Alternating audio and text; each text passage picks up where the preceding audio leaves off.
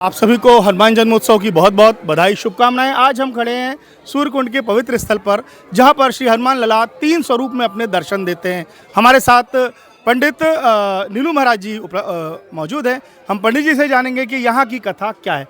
पंडित जी, श्री हनुमान लला सूर्यकुंड मंदिर क्या कथा है यार? हनुमान जी का बहुत वर्षों से यहाँ पूजन होता है। लोगों की आस्थाएं या यूँ कहें कि मंडला जिला का ये सर्वोत्तम स्थान है हनुमत उपासना का, हनुमत साधना का। बड़े बड़े सिद्धों ने यहाँ तपस किया है। जैसे विंध्याचल एकदम गंगा के तट में है और शक्ति का, विश्व का सर्वोत्तम, धरा का सर्वोत्तम शक्तिपीठ है, ठीक इस तरह मंडला जिला का ये सर्वोत्तम हनुमत उपासना का केंद्र है।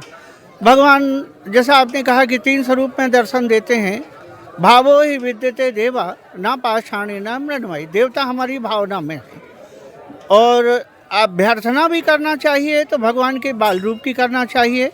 भोर में भगवान का स्वरूप ऐसा होता है जैसे एक बच्चे की तरह हों, मध्याह्न में युवावस्था में और शाम को प्रौढ़ावस्था में दर्शन होता है।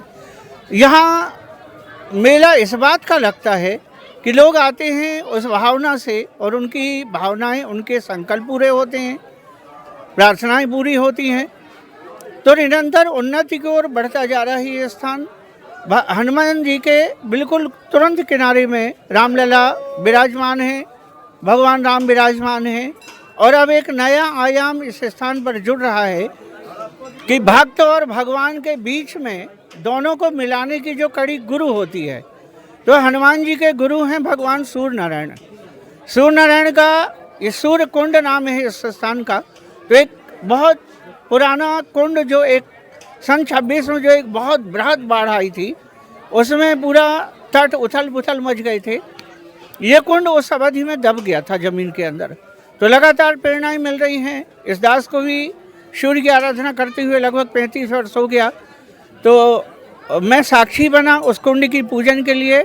और अब जो यथा नाम तथो गुणः, सूर्य कुंड नाम है, इस तरह एक विशाल कुंड का निर्माण लोगों के द्वारा सहयोग से हो रहा है। और यह कुंड निर्माण होना इस स्थान की ओर भव्यता को ले आएगा। आज के आयोजन क्या क्या है पंडित जी? आज राम कथा जो यहाँ चल रही थी, भगवान राम 2 संकल्प थे। एक हनुमत कथा पहले राम जी ने सुना था, जो अंतः प्रेरणा से प्रेरित था कि पहले भक्त की कथा भगवान सुनना चाहते हैं। तो सबसे पहले यहाँ पर हनुमत कथा हुई थी, जिसके श्रोता राम जी थे। इस बार हनुमान जी श्रोता हैं और राम कथा हुई है। तो हनुमान जी राम कथा सुनने के रसिया हैं। जैसे 2 बजे रात से हनुमानगढ़ी अयोध्या में पूजन होता है, ठीक इस तरह 3 बजे रात से पूजन का क्रम प्रारंभ होता है और अलग अलग लोग भक्तिभाव से भगवान का पूजन करते आ रहे हैं। अभी थोड़ी देर में राम कथा के समापन पर यज्ञ का आयोजन है। यज्ञ के द्वारा आज हनुमान जी का जो प्रकट हनुमान जी हुए थे। और ये आपको बता दें कि हनुमान जी कलयुग के राजा हैं। हनुमानगढ़ी में हनुमान जी सिंहासन पर बैठे हैं और भगवान राम जी का परिवार, राम दरबार पीछे खड़ा है।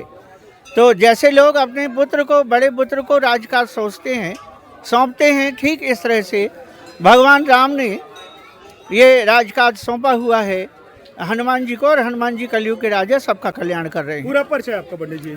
मुझे निक नेम नीलू महाराज के नाम से जानते हैं। रामगोपाल शास्त्री मेरा नाम है और मैं वरदान आश्रम अंजनिया का संचालक हूँ, जहाँ साधु संत महात्माओं के आदर, उनका सद्भाव, उनका सम्मान किया जाता है।